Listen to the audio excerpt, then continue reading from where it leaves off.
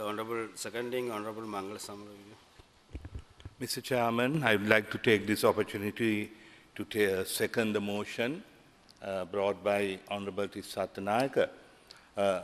In fact, it is no secret today that Sri Lanka's democratic institutions have been under severe attack from the Rajapaksa regime over the last several years. After years of exercising violence, intimidation, and coercion to silence Sri Lanka's mainstream media, in fact, we know that since the killing of Lasantha Wickrematunge, some of the best media people either have been killed, assaulted, or many, in fact, have had to seek exile or refugee status in foreign countries. And the other journalists who are living in Sri Lanka have had to resort to self-censorship to survive. In fact, today, after years of exercising violence, intimidation, and coercion, the regime is now turning its eyes completely on the web-based media, which has been the last refuge of the country's truth seekers and those who have dissenting opinions. In fact, Mr. Chairman, the censorship of credible news websites is proof that the Rajapaksa government's true aim is to suppress all news sources who fiercely refuse to toe the regime's propaganda line and those that continue to expose the truth and corruption rampant within the state machinery. In fact, as Honorable Tissa Attanayake just mentioned, some of the most popular websites, 7 in all, 8 in fact with the Tamilnet, which was of course banned some time ago, have been blocked in recent times. In fact, the 7 websites which have been blocked are Lanka E-News, Colombo Telegraph, Lanka Newsweb, Sri Lanka Mirror, Lanka Guardian, The Independent, and the Jaffna Muslim. And here I'm using the word blocked because this government is now resorting to an insidious method of censoring news, not by actually officially banning any news station, but they are using Chinese technology. In fact, I have talked about this about 1.5 years ago in this house, how they have brought Chinese experts to the Ministry of Defense so that many of these websites can be blocked without going through the procedures of banning a website. In fact, Lanka E-News and the Colombo Telegraph have been 2 of the most vociferous of the websites, and both these websites are run by 2 very senior journalists who were living in Sri Lanka until a few years ago, and they had to leave the country because of the serious threats against their lives. And when based in Sri Lanka, as Honorable Attanayake said, the Lanka E-News was attacked several times by, as usual, unknown elements. The office, I believe, was bombed about twice, and it was subject to some arson attacks. And finally, Mr. Sandaruwan Senadira was compelled to go into exile in the United Kingdom. And today, he is running this website because of his love for this country, all by himself, without any funding from anyone, but in order to keep the Sri Lankan public alive to the horrendous things which are happening in this country today. And of course, the Sri Lanka Mirror and the Independent, as Tissa said, is run by a UNP candidate, Mrs. Diana Gamage. And it is not a porn site. It is not a terrorist site.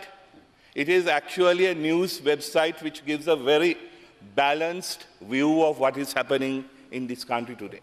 And Sri Lanka Mirror is a website run by a colleague of mine, Mr. Ruwan Ferdinand. And these 2 websites have been subject to a lot of harassment over the years. In fact, I remember on the 29th of June in 2012, the office of this website was raided by the CID, and I went there myself, and I had to have an argument with those people there on why they were raiding it. And to my surprise, they actually said that the place was raided, and because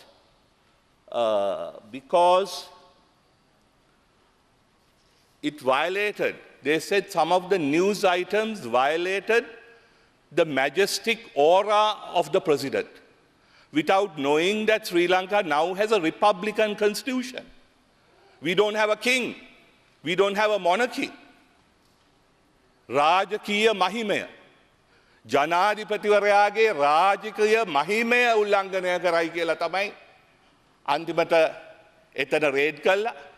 අවුරුදු 60ක තේ හදන ගෑනු මිනිස්සයාවත් remand කරා. අපි අපේ නීතිඥයන් පෙනී හිටියන් පස්සේ after lawyers appeared, the lady we managed to get out after one day, but that case is still continuing, and they got permission from the courts to continue with the website. But despite all this, an invisible hand is directing the TRC. I will come back because even though this Minister, Honorable Keheliya Rambukwella, is here to answer on behalf of the government, this gentleman has nothing to do with this banning. And in fact, the TRC itself has no right, Mr. Speaker, to take decisions of this nature or to ban any website, because I, as the Minister of Telecommunications, in 1998 presented the TRC Act in Parliament.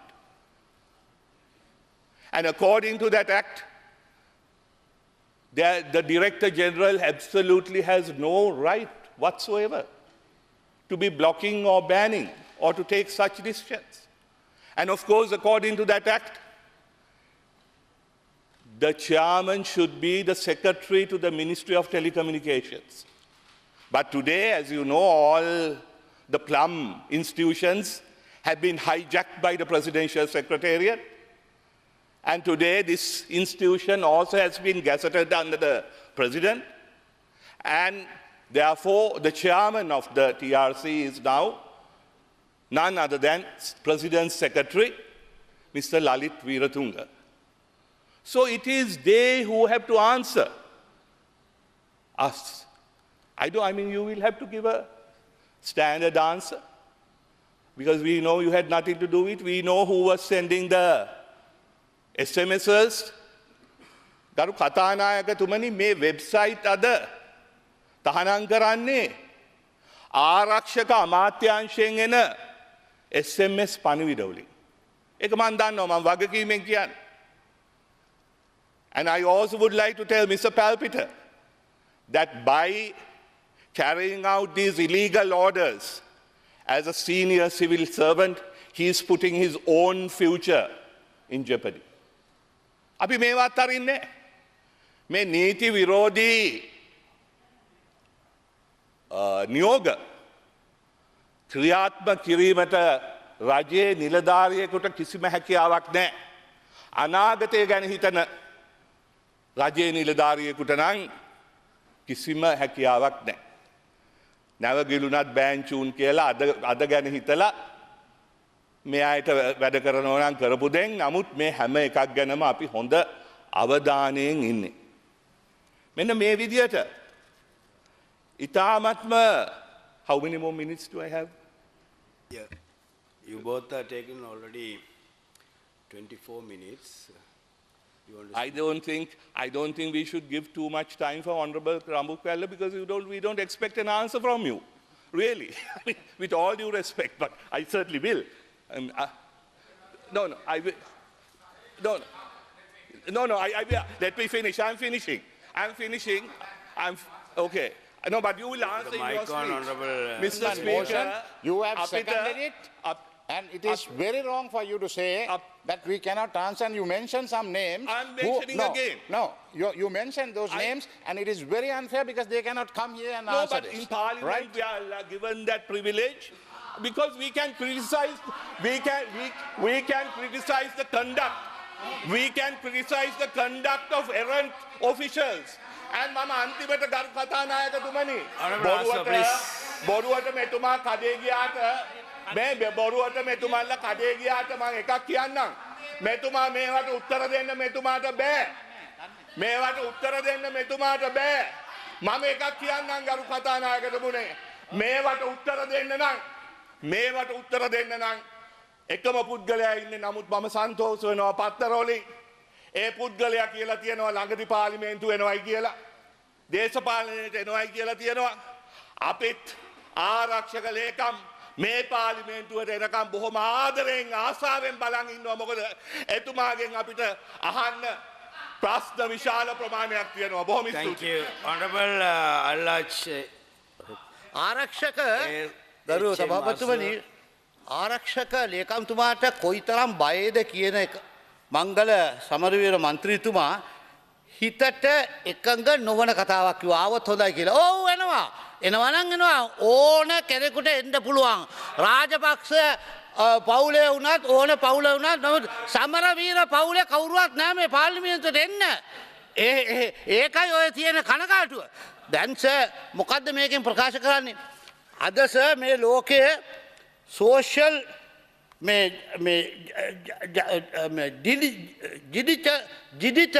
Digital ජංගල එකක් වෙලා අවසానයි.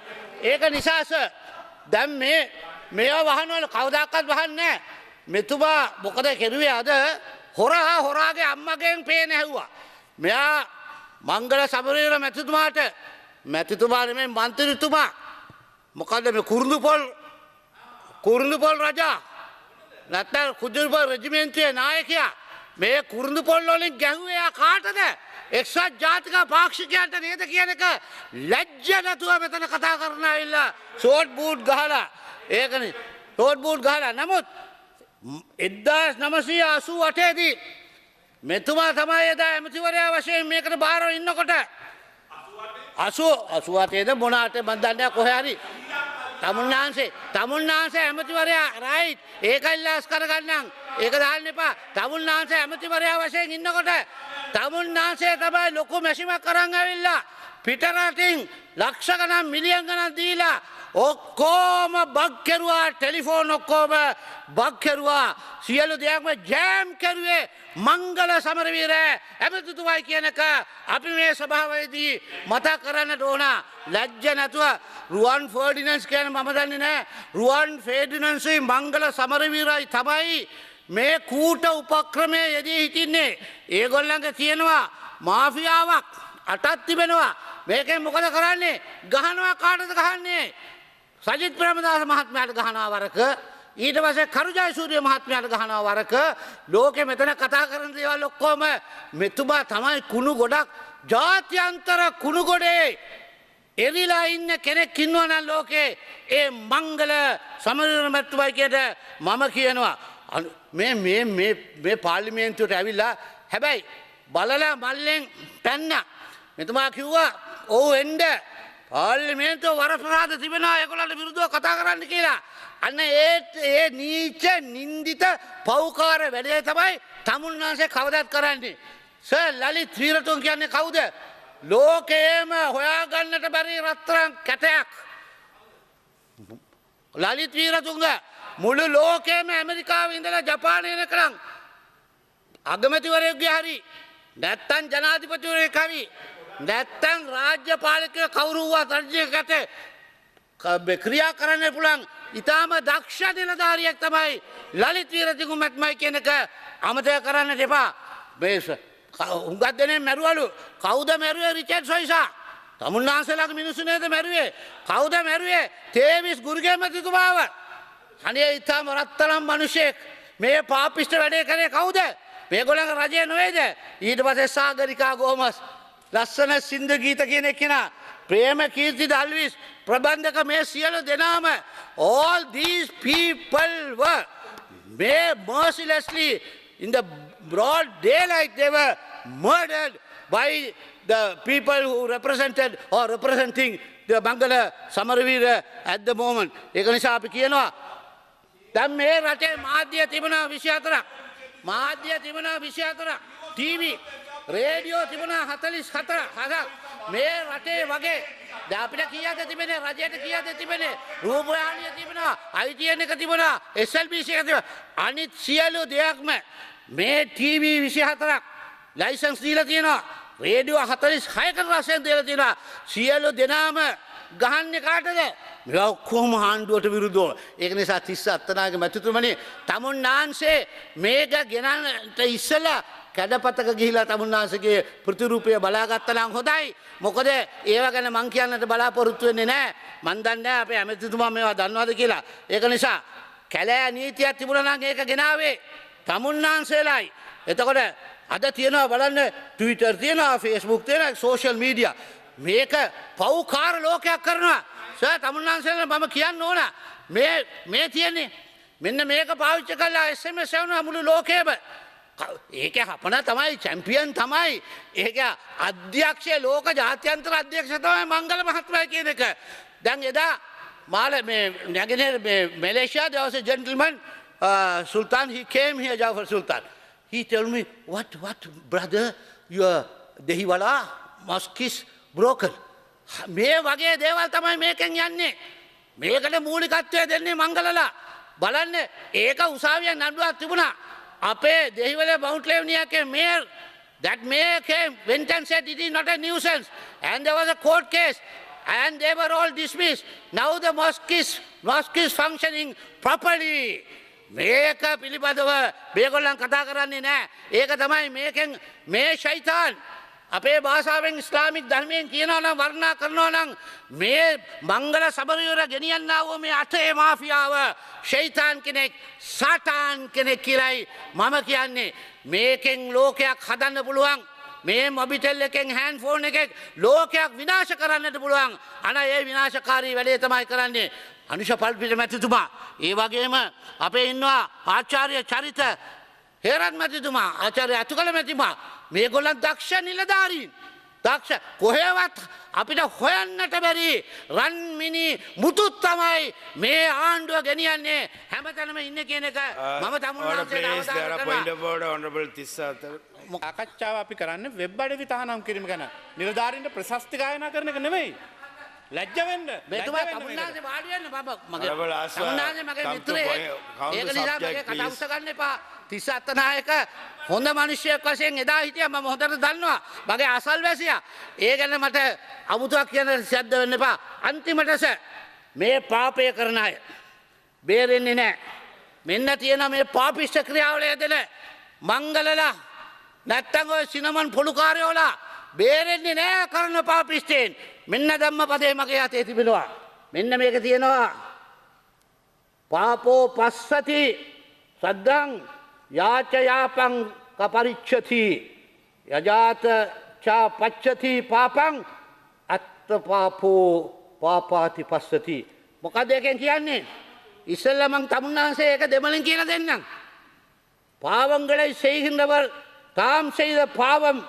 முதிர்ச்சி அடையாதவரை தமக்கு நன்மை கிடைக்கும் என எண்ணுவார் ஆனால் பாவங்கள் முதிர்ந்து பயனை தரும்போது துன்பத்தை அனுபவிப்பார் இங்கிலீஷியம் என்ன කියන්නේ an evil doer feels happy as long as the evil ripens not but when it ripens he feels unhappy it is in that sorry sordid unhappy situation that the person who moved this motion is placed with therefore sir ඒක කියමුකෝ පාපයක් පව් මෝරන තෙක් යහපත් දකි යම් විටක පාපේ මෝරා විපාද දේද එවිට පාපිෂ්ඨයා අයහපත දකි එවැනි පාපිෂ්ඨ කර්ම කරන්නට එපා තමුන්නාන්සේ දකුණෙන් වීරයන් මේ රටට දුන්නු දකුණු ප්‍රදේශයෙන් ආපු කෙනෙක් මේක නවත්තන්න හැම දෙනාටම ගහනවා මේ කුණු ගොඩ ජාත්‍යන්තර කුණු ගොඩක තමුන්නාන්සේ දැන් තමුන්නාන්සේගේ අත පය හැම කයක්ම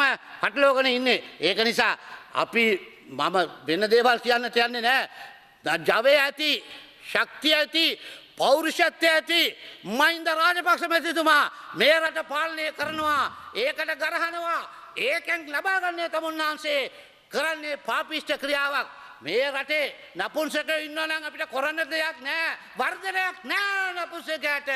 එවැනි වර්ධනයක් නැති මෝෂන් එකක් තමයි මෙහෙ ගෙනල්ලා තිබෙන්නේ කියන එක පවසමින් කතා මේ සභාපතිතුමනි ස්තුතියි. Thank you very much. Honorable Ajit Piper. නියෝජ්‍ය කාර්ය සභාපතිතුමනි, අපේ රටේ ආණ්ඩු ක්‍රම ව්‍යවස්ථාවක් තිබෙනවා. මේ රටේ පුරවැසියෝ සියලු දෙනාම ඒ ආරක්ෂාව ලබනවා.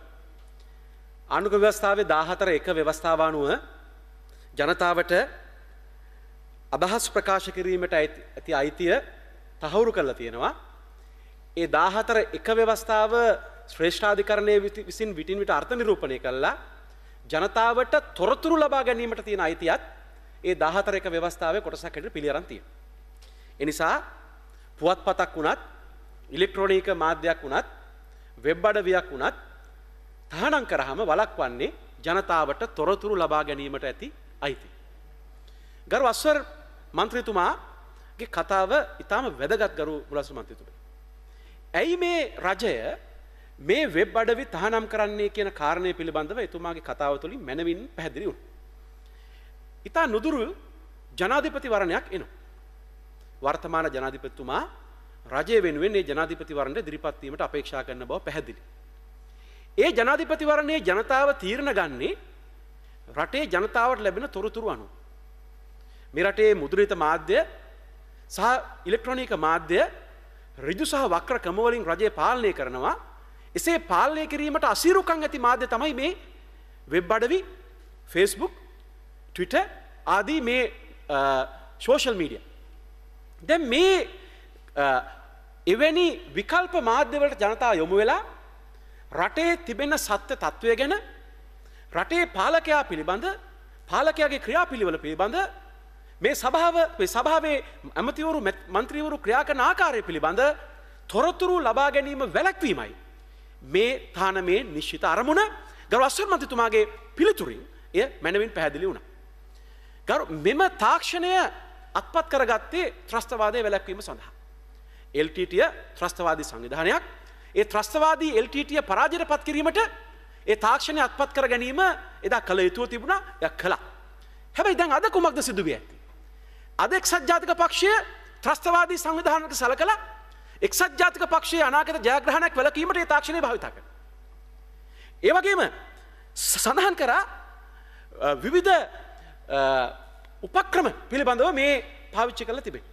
දැන් කවුද මේ තහනම් කර ඇත්තේ? තහනම් කිරීමේ වගකීම බාරගන්නේ කවුද? ගරු අස්වර් මන්ත්‍රීතුමා ඉතින් නිවැරදිව සිංහල භාෂාවේ තියෙන වැදගත් වචනයක් පාවිච්චි කරා. නපුංසක යන වචනේ. ඒ අර්ථය ඔබතුමත් මාත් දන්නවා. යම් ක්‍රියාවක් කරන පුද්ගලයෙකු ඒ ක්‍රියාව කරන්නේ මමයි.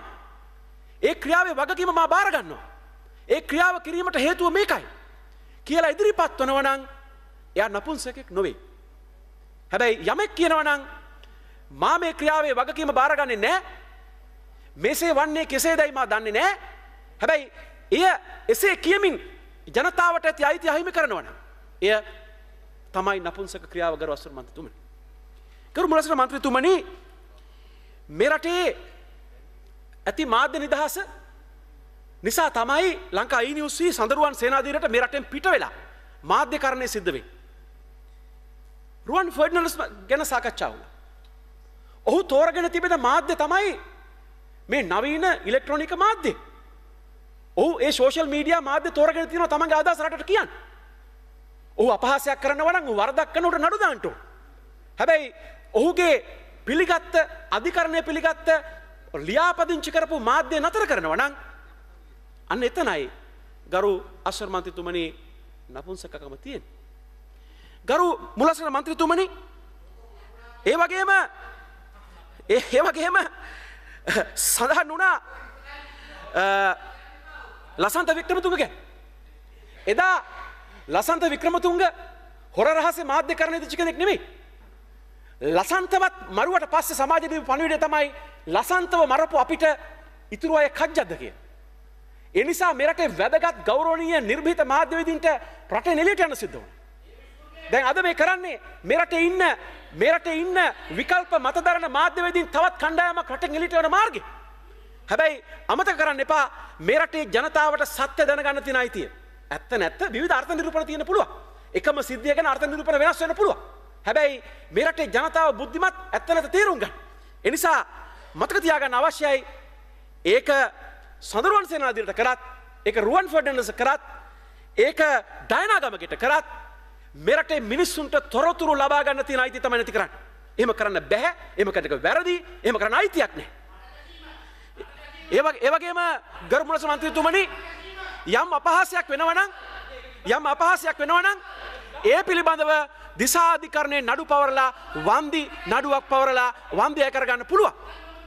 ඒ වගේම ඒ මාර්ගය යා යුතුයි. ඒක තමයි සීලාචාර සිවිල් රාජ්‍යක අරමුණ. ඒක තමයි සීලාචාර සිවිල් රාජ්‍යක ක්‍රියාපිළිවෙල. මේ වගේ වක්‍ර ක්‍රමවලට මේ රටේ මාධ්‍යවේදීන් මේ විකල්ප මාධ්‍යවේදීන් මේ රටේ විපක්ෂය ත්‍රස්තවාදීන් ලෙස සලකලා ත්‍රස්තවාදීන්ට එරෙහිව යොදා ගන්නා වූ තාක්ෂණය භාවිතා කරලා මර්ධනය කිරීම මේ රටේ ප්‍රජාතන්ත්‍රවාදය නොවේ. ගරු මුලස්ස මන්ත්‍රීතුමනි, ඒ වගේම විශේෂයෙන් කිව යුතු කාරණාවක් තියෙනවා. මේ රටේ එක්සත් ජාතික පක්ෂයේ ප්‍රධාන විපක්ෂ. තවත් විකල්ප දේශපාලන පක්ෂ තියෙනවා. ඒ වගේම මේ දේශපාලන පක්ෂ වලට සම්බන්ධ නැති ස්වාධීන මතදරන විකල්ප මතදරන රජයට විරුද්ධ කණ්ඩායම් ඉන්නවා. දැන් ඒ අයගේ පැවැත්ම ඔවුන් අදහස් ප්‍රකාශ කිරීම පිළිගන්නේ නැත්තම් ඔවුන්ට ඒ නවීන මාධ්‍යයන් හරහා තමන්ගේ අදහස් කියන්න තියෙන අයිතිය අද ලබා දෙන්නේ නැත්තම් මේ රට කොතනද යන්නේ? මේ රටේ අහිංසක ජනතාවගේ තියෙන අයිතිවාසිකම කොතනද තියෙන්නේ? ඒ නිසා මේ කාරණය කරන කවුරු හෝ වේවා ඒක විදුලි සංදේශ නියාමන කොමිසම කළත් ඒක ආරක්ෂක අමාත්‍යාංශය කරත් ඒක කෙහෙලිය රවුකල්ල මැතිතුමාගේ අමාත්‍යාංශය කළත් කවුරු කරත් මේ වැරදි. මෙහෙම කරන්න බෑ. මේක රටේ නීතිය නෙමෙයි රවුකල්ල මැතිතුමා. මේක කෙලෑ නීතිය. මෙවැනි දේවල් කරලා අපි ඉතිහාසයේ පාඩම් ඉගෙනගෙන තියෙනවා. මිනිස්සුන්ගේ අදහස් ප්‍රකාශ කිරීමේ අයිතිය වළක්වලා අපේ රටේ දහස් ගණන් ජීවිත නැති වෙලා තියෙනවා. මේ රටේ මිනිස්සු මේ ප්‍රධාන පක්ෂ අතහැරලා දාලා මේ පවතින ක්‍රමයට විරුද්ධව පාරට බැහැර කැරලි ගහන දවසට එහෙම දවසක් උදා වුණොත් අපේ ප්‍රාර්ථනාව නෙමෙයි. ඒකට වග කියන්න ඕනේ මේ වගේ අඥාන ක්‍රියාමාර්ගවලට යන අය.